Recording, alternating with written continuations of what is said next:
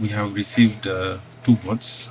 We have this one and this other one. We were working on this one, but then we were unable to completely work it out, so this one was bought, and we have some modifications to be done on this new board that has been bought. Yeah, so let's check it out and see if we will work it out. So here we have them. We are supposed to do some modifications here. Let's check.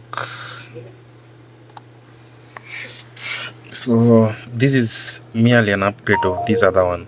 Okay, so this one is an upgrade of this, and we are supposed to, it doesn't have the power input, the L.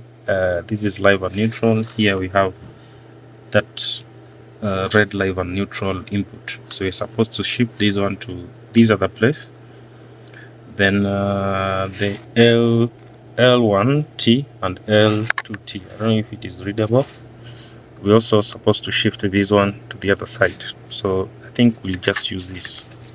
Okay, the MN of this one, shift this one because this one is a little bit bigger. Okay, yeah, so let's try and work it out and see how it's going to go about.